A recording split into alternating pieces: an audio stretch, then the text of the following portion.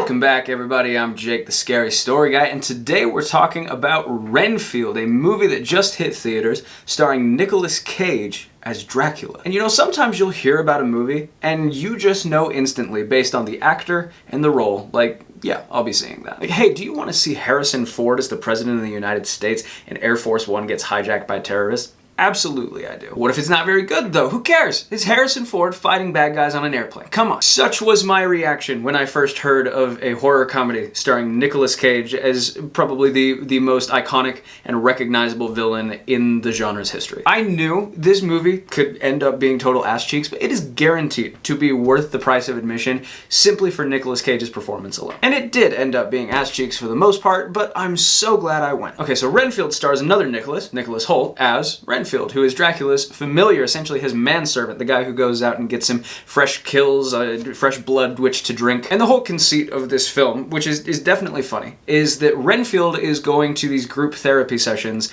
because his relationship with his boss, Dracula, is toxic. So we've got this fun dichotomy between, you know, you've got all this modern therapy lingo, mental health speak, in the context of a centuries-old murderous vampire. And that's fun, it's clever. Unfortunately, it also kind of seems like that was the only good idea this movie had. There's a fairly entertaining and enjoyable 45 minutes in here, but it just doesn't work as a full-length movie. A huge chunk of Renfield is taken up by this crime family storyline. Awkwafina plays a lady cop who's the crime family killed her dad, and so she's kind of out for revenge to take him down. It's all just so boring. Oh my god. First of all, we've got to talk about Awkwafina for a second, because I don't understand. Like, who is she? What's the appeal here? What's going on? An American actress, rapper, and comedian who rose to prominence in 2012 when her rap song My Vag became popular on YouTube. Can't believe I missed that one. It looks like she was actually nominated for a Golden Globe before, so I'm sure she is a capable actress.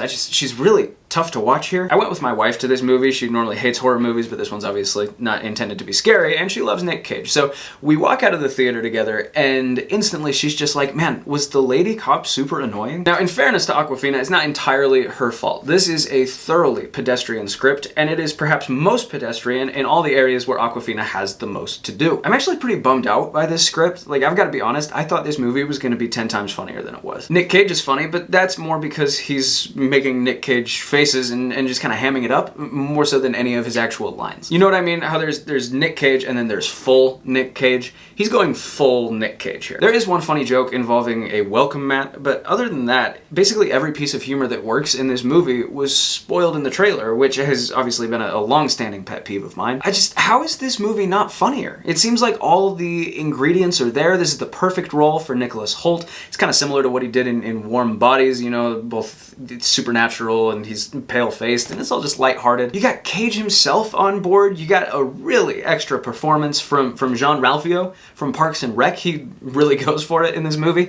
And you had an enormous budget. This is such a squandered opportunity. I was in a pretty full theater watching this on opening night, and it got some laughs, but there wasn't like this gut-busting, raucous energy that there sometimes is in theaters as everyone's, you know, walking out like really excited by what they've just seen. A lot of the action scenes were pretty fun to watch. This is a comically gory movie, but I did find myself wishing that the action scenes had been punctuated by like some good fight choreography as well, instead of just a couple gags. A lot of the fight scenes seem to rely on really jumpy, choppy editing rather than actually well-directed fight moves. In fact, let's just say the direction for this movie is just kind of lacking generally. I guess Chris McKay is at the helm, who most recently directed that Tomorrow War movie that got fairly lackluster reviews, as I recall. And unfortunately, there was nothing in this movie that ever made me think, wow, we're in the presence of someone who cares about his craft here. It was mostly like, oh, Chris McKay is the guy you go to when you are in a rush, and he's around. It's hard to make a 90-minute movie feel too long, but McKay and the screenwriters really do manage it here, because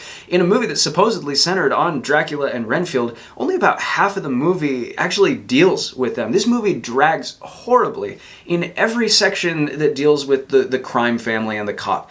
And that's a lot of sections. Ultimately, I think it's a shame that a film with so much potential ends up feeling so phoned in. Nick Cage is great here, of course, how could he be otherwise in this role? Nicholas Hoult is really good too, the guy who plays John Ralphio is really good, and in fact, they're all so good that they managed to elevate this movie well above what I think it rightfully deserves to be. In fact, I would still go so far as to say that Renfield is definitely worth your time, right? It's sort of like my Air Force One comp at the beginning, where it's a deeply flawed film, but just based on the premise and the cast alone, it almost can't help but be fun to watch. This was mostly a negative review though, because my expectations were high and they were nowhere near met. So I am gonna give Renfield 2.5 stars out of 5. Okay guys, starting tomorrow, we have got some exciting stuff coming to theaters. This is a good month for cinematic horror. We've got Beau is Afraid, Ari Aster's third feature film that is getting some pretty intense reviews. People are kind of freaking out about it actually. We've got a new Evil Dead movie that's supposed to be pretty good. And as always, if that's not enough for you, you can check out my original horror stories in the description below. In the meantime, thank you for watching this video, and here's hoping you survive